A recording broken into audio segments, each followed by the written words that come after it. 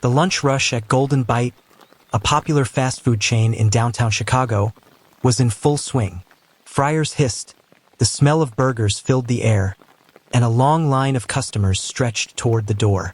But among the customers and workers that afternoon stood a man no one recognized.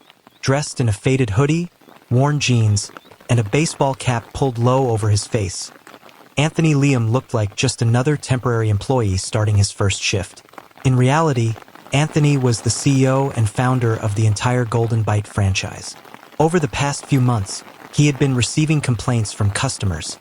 Poor service, rude managers, and questionable charges on receipts. Corporate reports told one story, but Anthony believed the real truth could only be discovered one way, by seeing it himself. So that morning, he quietly walked into one of his busiest locations undercover. "New guy?" the shift supervisor asked, barely looking up from the register. Anthony nodded calmly.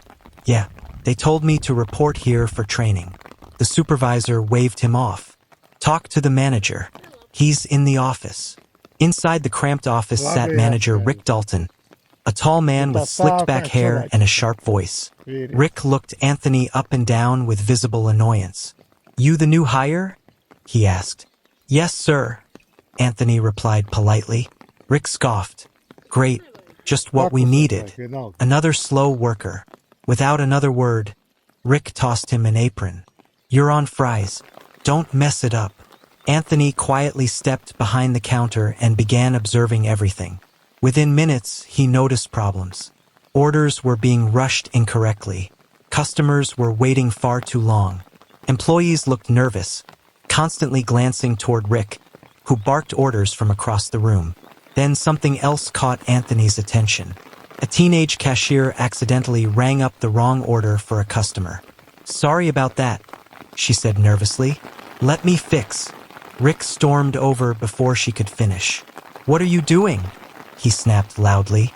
"I just made a small mistake. You're costing this store money." Rick shouted so loudly the entire restaurant went quiet. The young cashier looked like she might cry. Anthony felt his jaw tighten, but he stayed silent. A few minutes later, an elderly man approached the counter.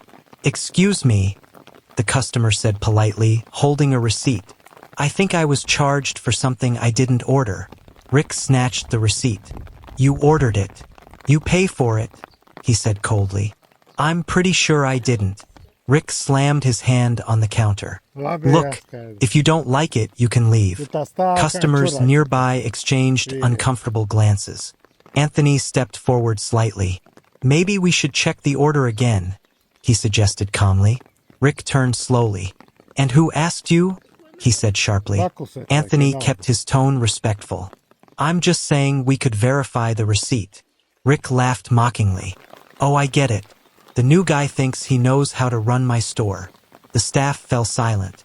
Rick stepped closer, lowering his voice into a threat. "Listen carefully," he said. "Around here, you do what I say. If you start questioning my decisions again, you're done. Understand?" Anthony looked him directly in the eyes. "I understand." Rick smirked and walked away. The lunch rush continued, but Anthony kept watching. More mistakes, more angry customers, more intimidation from Rick. Finally, as the shift slowed down, Rick walked past Anthony again. "You're slow," he muttered. "Honestly, I don't know why corporate keeps sending useless people like you." Anthony slowly removed his apron. The room became quiet. Rick rolled his eyes. "What now?" Anthony reached into his pocket and pulled out a small black card. He placed it gently on the counter. Rick glanced down casually. Then his face froze. Printed in bold letters were the words, "Anthony Liam, Chief Executive Officer, Golden Bite Restaurants." The entire staff gasped. Rick's face turned pale. You're... "Yes," Anthony said calmly. "The CEO." Silence filled the restaurant. Rick immediately began stammering.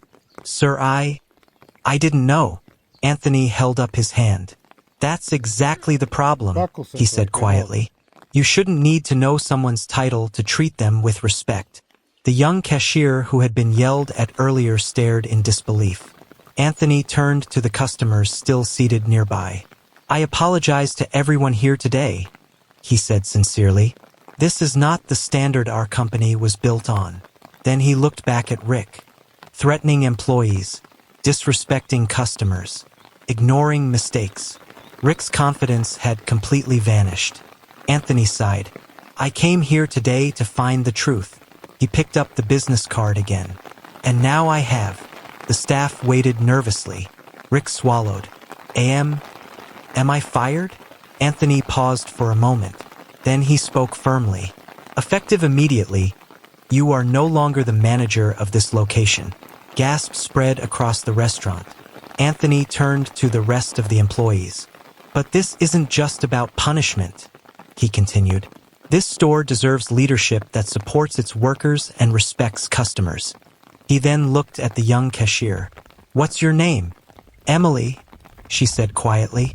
Anthony smiled. Emily, mistakes happen. What matters is how we fix them.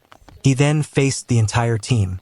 Starting tomorrow, this store will receive new training and management. Anthony glanced once more at Rick. Because a restaurant doesn't succeed through fear. He looked around the busy dining room. It succeeds through respect. As Anthony walked toward the door, the staff stood stunned. Just a few hours earlier, they thought he was just another new employee. But the truth had finally been revealed.